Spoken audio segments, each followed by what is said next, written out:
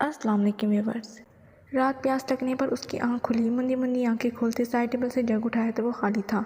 प्यास की शिद्दत पर मजबूरन इसने अपने खुले बालों को जूड़े में कैद किया और जग उठाए बाहर निकल गई। हवेली में मलजका सा अंधेरा था। नींद के खुमार में डूबी सीढ़ियों से उतरते वो सामने वाले वजूद को देख न पाई और ज़बरदस्त तसादुम होते नीचे गिरने को थी जब मुकाबिल ने सख्ती से उसकी नाजुक कमर के गिर्द हसार बांधते खींचा। चोर चोर! खुद को आहनी गिरफ्त में कैद देखकर इसकी नींद उड़न छू हो गई। इसके चोर चिल्लाने पर मुकाबिल ने सख्ती से हाथ उसके होंठों पर जमाया। खामोश रहो। दिलावर जो अभी आया था सुबह सबसे मिलने का इरादा करते हुए थका हारा आराम करने की गर्ज से कमरे में जा रहा था। अचानक से आन वारिद होती इस मुसीबत पर झुंझलाया। बाज़गा इसकी पकड़ में सटपटाई। ये सोच के उसके लिए सुहानी रूह थी कि वो किसी मर्द की बाहों में इसके इतने करीब खड़ी है। इसके पसीने छूट गए थे। दिलावर ने मोबाइल की टॉर्च ऑन करते उसके मुंह पर मारी। अचानक लाइट पड़ने पर बाज़गा की आंखें चुंधिया गईं। इसकी बंद लरजती पलकों और माथे पर चमकते पसीने के नन्हे कतरे देखकर दिलावर चौंका और फिर नरमी से हाथ उसके लबों से हटाया। तुम यहाँ क्या कर रही हो? बाज़गा को पहचानते इसने संजीदगी से पूछा। पहले भी मामा के साथ वो बाज़गा को देख चुका था। कई बार वो उनके घर भी आई थी। दूर हटे, ये क्या तरीका है? आपको शर्म नहीं आती? रात दाड़े हसीन लड़की को डराते और हरासा करते हुए ऐसे चोरों की तरह घर आते हैं। दिलावर को देखकर बाज़गा ने अपनी घबराहट पर काबू पाते गुस्से से लाल होते कहा।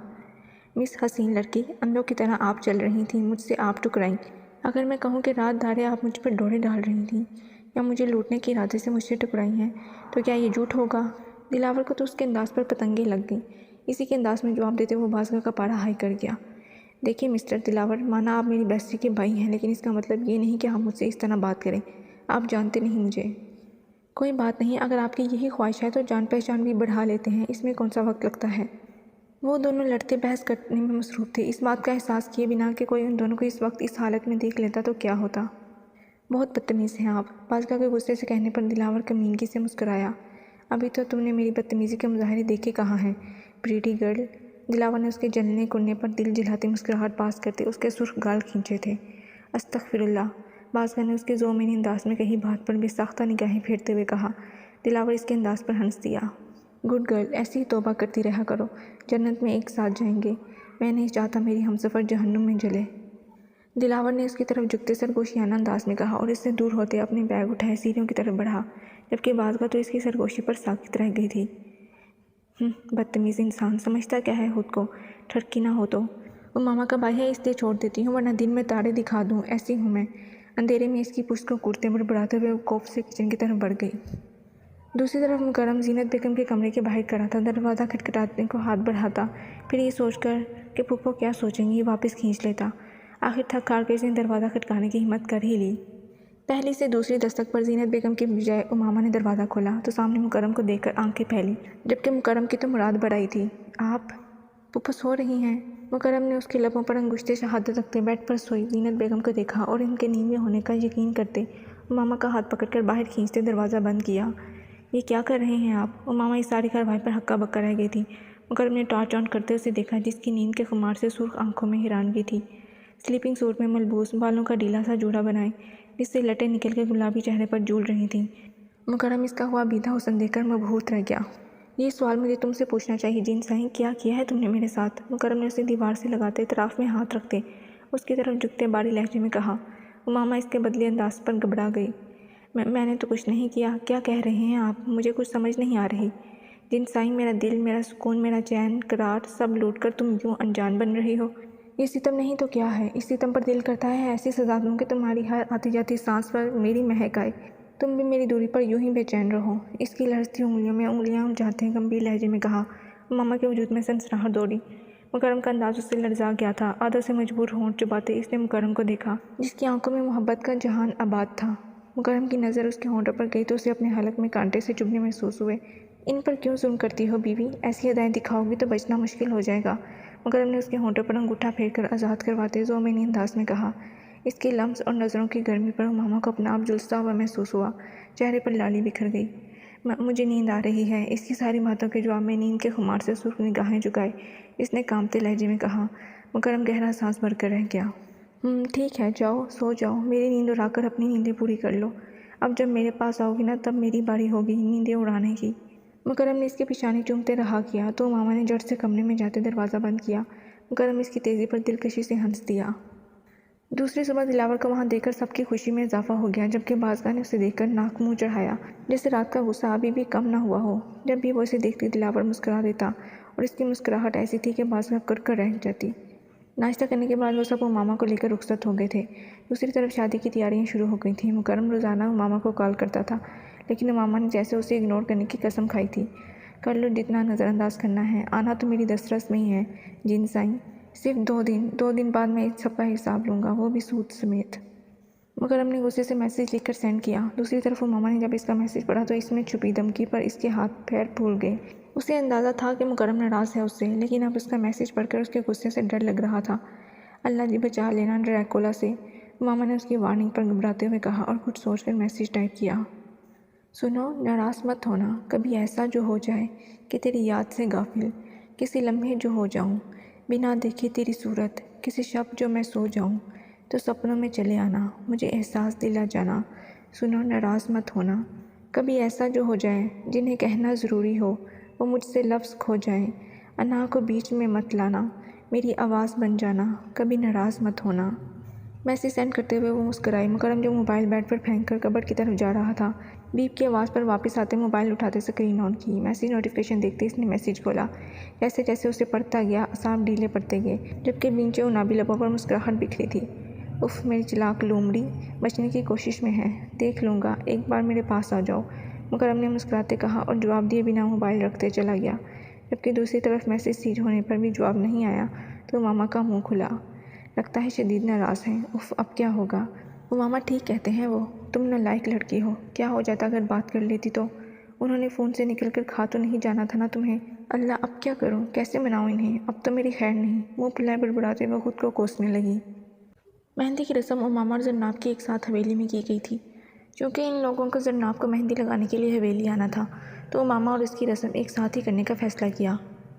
हवेली जाने का सुनकर उमामा की आंखें चमकी। मतलब अब मुकरम को मना सकती थी, ये सोचते ही वो पुरसुकून हो गई। हवेली को बहुत खूबसूरती से सजाया गया था। मेहंदी की रस्म चूँकि ख़वातीन की थी, इसलिए सब मर्द हज़रात मर्दान खाने में थे, जबकि ख़वातीन सब हवेली के सहन में थी। सुल्ताना बेगम भी सब बुलाए शादी में पेश थी। रस्म का आगाज़ हुआ। बारी बारी सब ने जरनाब और उमामा को मेहंदी लगाई। मल्टी कलर की शर्ट और शरारे में मलबूस फूलों के जेवरात से सजी उमामा आसमान से उतरी हूर लग रही थी। इसके बरअक्स जरनाब बहारी रंग के फ़्राक में मलबूस फूलों के जेवरात से सजी हूरों को भी मात दे रही थी। बाज़गाह ने ग्रीन कलर का फ़्राक पहना हुआ था। क्या हुआ डार्लिंग, किसकी राह में आंखें बिछाए बैठी हो। उमामा की बेचैन निगाहें मुकरम की मुतलाशी थीं। इसकी निगाहों का मरकज़ अंदरूनी दरवाज़ा देखकर बाज़गाह ने शरारत से उसके कान में सरगोशी की। उमामा सटपटा गई। नहीं, मैं तो हवेली की सजावट देख रही थी, कितनी खूबसूरत है ना, उमामा ने निगाहों का जाविया बदलते कहा। सब समझ रही हूँ मेरी जान, अपने उनका इंतज़ार है। How cute. बाज़गाह ने उसकी चोरी पकड़ते उसके गाल खींचते मुस्कुराते हुए कहा तो उमामा उसे घूर कर रह गई। ये तो नाइंसाफ़ी है भाई, आपकी शादी है और आपको ही बेदखल कर दिया गया, अफसोस का मुकाम है। दिलावर बहुत देर से मुकरम को उकसा रहा था कि वो बाहर जाए तो दिलावर को भी मौका मिले, लेकिन सामने भी मुकरम था, इसकी चालाकी बखूबी समझ रहा था। मुकरम भाई, मैं आपके हक़ में आवाज़ बुलंद कर रहा हूँ और आप हंस रहे हैं, दिलावर ने झुंझलाते हुए कहा। बिल्कुल, जानते हो ये रस्में ख़वातीन की होती हैं, अब ऐसे में हम लोग बाहर जाते हुए अच्छे थोड़ी लगेंगे। मुकरम के कहने पर दिलावर उसका मुंह देखने लगा। बुटी रूह है आपकी, लग ही नहीं रहा आपकी शादी है। एक आप हैं जो यहाँ बोरिंग बातें कर रहे हैं और दूसरे दूल्हा भाई वो घर की चौकीदारी के लिए छोड़ा हुआ है। कितनी गलत बात है, शादियाँ बार बार थोड़ी होती हैं। मेरी शादी होगी ना तब आप देखना मैं क्या करूँगा। देखेंगे भाई, ज़रूर देखेंगे, मुकरम ने उसके अंदाज़ पर हंसते हुए कहा और चचा लोगों से बातों में लग गया। अम्मी मैं थक गई हूँ, थोड़ी देर आराम करना चाहती हूँ। रस्म के बाद गांव के रिवाज के मुताबिक ढोलकी शुरू हुई थी तो मामा ने थके थके से लहजे में जीनत से बेगम से कहा, अच्छा मैं बाज़गाह से कहती हूँ तुम्हें अंदर ले जाएगी। जीनत बेगम ने उससे कहते बाज़गाह को बुलाया और उसे मामा के साथ रहने की हदायत दी और अंदर ले जाने का कहा। चले मैडम, बाज़गाह जो मैंने अंदाज में मुस्कुराते उसे अंदर ले गई। दिलावर जो किचन में जा रहा था बाज़गाह और मामा को सीढ़ियों की तरफ जाते हुए देखकर उसकी आंखें चमकी। मुकरम भाई सुने, आपके लिए अहम खबर लाया हूँ। मर्दान खाने में आते मुकरम के पास जाते सरगोशी की, लेकिन मुकरम इसकी बात को इग्नोर कर गया। सुन लेंगे तो आपका ही फ़ायदा है, इसके ज़ोमनी अंदाज़ पर चौंकते मुकरम इसकी तरफ मुतवज्जा हुआ। बोलो, मैं सुन रहा हूँ, मुकरम ने उसे खामोश देख कर कहा। अच्छा ठीक है, पहले थोड़ा लेन देन की बात कर लेते हैं, अब मुफ्त में तो कुछ नहीं मिलने वाला। दिलावर की चालाकी पर मुकरम ने उसे घूरा। दिलावर शाह, तुम शायद भूल रहे हो कि इस वक्त तुम किससे मुखातिब हो। इसके संजीदा अंदाज़ पर दिलावर के होंठों पर दिल जलाती मुस्कुराहट नमूदार हुई। मैं अच्छे से जानता हूँ सरदार मुकरम शाह, لیکن آپ شاید بول رہے ہیں کہ ہم دونوں میں کزن اور سردار کے علاوہ ایک اور رشتہ بھی ہے، اس لیے سمجھا رہا ہوں کہ مجھ سے بنا کر رکھیں گے تو فائدے میں رہیں گے۔ دلاور نے شاطرانہ انداز میں کہا تو مکرم کٹ کر رہ گیا۔ اچھا ٹھیک ہے، اب کچھ پھوٹو گے یا نہیں؟ مکرم نے جل کر کہا۔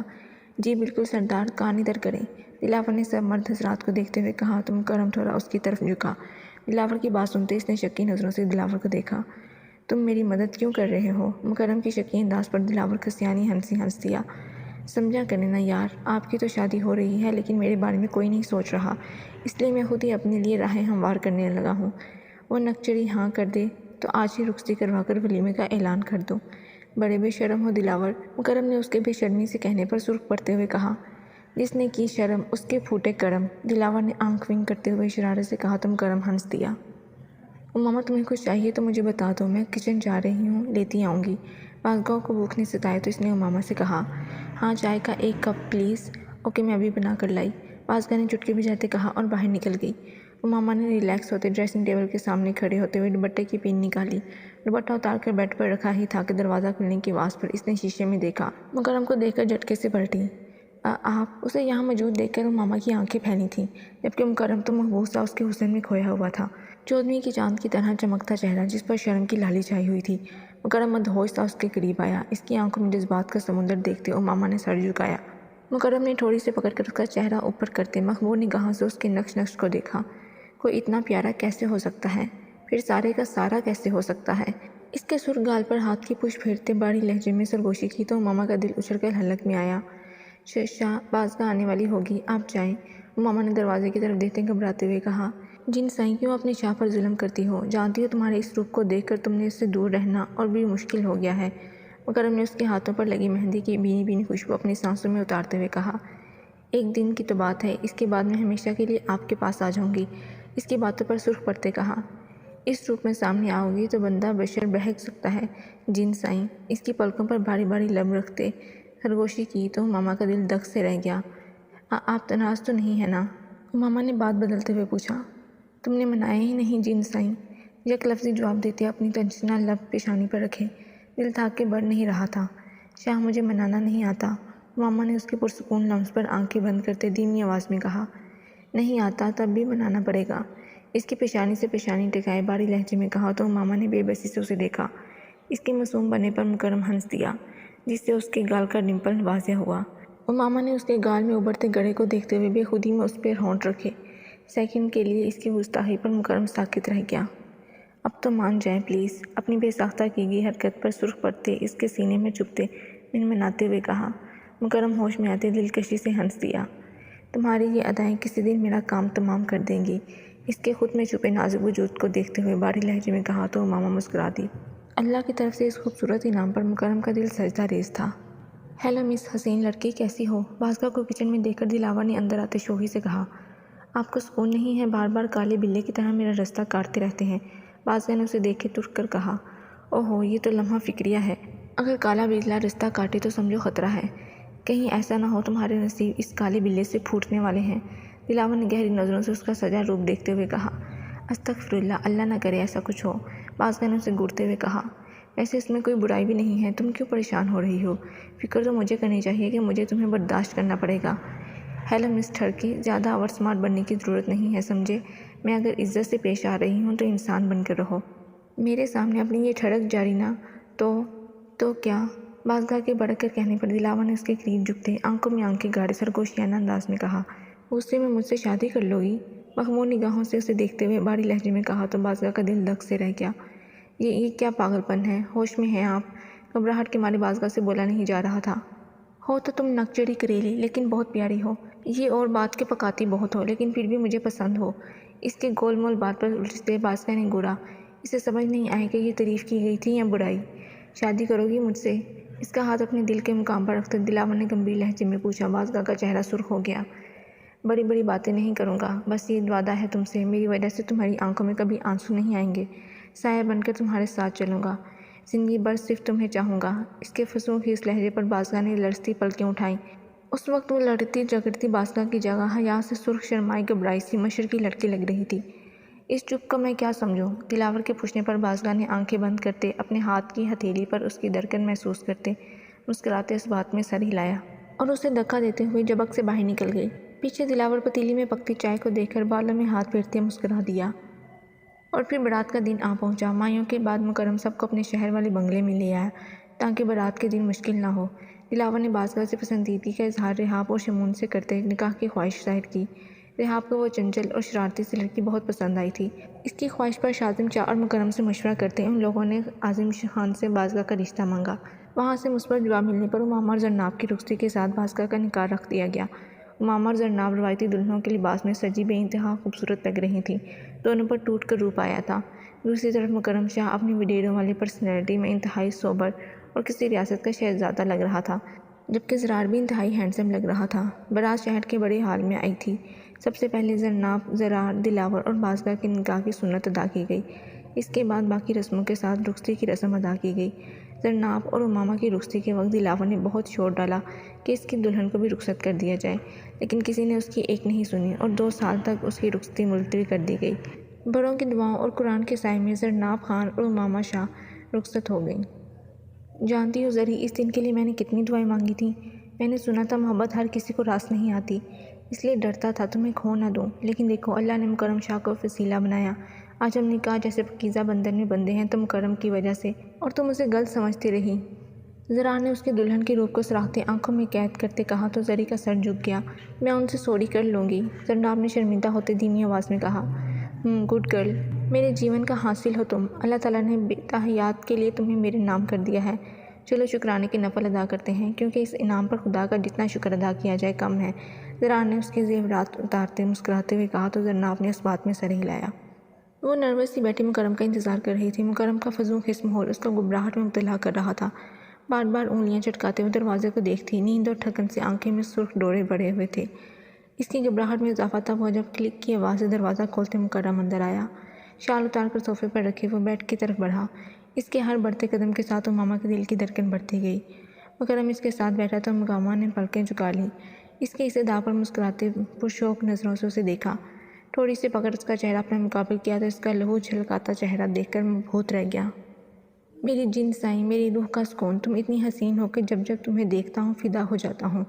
تم حور ہو، میری آنکھوں کا نور ہو، جتنی بار دیکھوں اتنی بار پیار آتا ہے، میں بے بس ہو جاتا ہوں میرے جگر کے ٹوٹے۔ اس کے ہونٹوں کو چھوتے، نت کے موتی پر ہونٹ رکھتے گمبھیر لہجے میں کہتے، وہ امامہ کی جان مشکل میں ڈال گیا تھا۔ شاہ، امامہ نے بولنا چاہا تو مکرم نے اس کے لبوں پر انگشت شہادت رکھتے خاموش رہنے کا اشارہ کیا۔ آج نہیں جن سائیں، آج صرف میں بولوں گا، تمہیں مجھے سننا ہے، مجھے محسوس کرنا ہے۔ اس کے مہندی سے سجے ہاتھوں کی خوشبو سانسوں میں اتارتے، چوڑیوں سے سجی کلائی پر تپتے ہونٹ رکھے امامہ سرخ پڑتے سر جھکا گئی۔ یہ محبتیں، یہ عنایتیں، یہ مسرتیں تیرے نام ہیں، میرے ہم قدم، میرے ہم نشیں، یہ رفاقتیں تیرے نام ہیں۔ کبھی گمشدہ، کبھی روبرو، کبھی آئینہ، کبھی عکس تو، میرے ہم نوا، میری خواہشیں، میری صحبتیں تیرے نام ہیں۔ کبھی یہ ہنسی، کبھی یہ نمی، کبھی رنجشیں، کبھی قربتیں، میری زندگی کی حسین سبھی، یہ عبارتیں تیرے نام ہیں۔ تیری ذات سے ہے جڑی ہوئی میری منتیں بھی، دعائیں بھی، میرے دل بڑا، میرے عشق کی یہ عبادتیں تیرے نام ہیں۔ سرگوشیانہ انداز میں کہتے اسے زیورات سے آزاد کرتے پیشانی پر بوسہ دیا تو شرمائی گھبرائی سی امامہ نے سرخ آنکھوں سے اس مہربان کو دیکھا جو صرف اس کا تھا۔ خدا کے اس انعام پر شکر ادا کرتے، اس نے پیش رفت کرتے، مکرم کے دل کے مقام پر ہونٹ رکھتے آسودگی سے آنکھیں موند لیں۔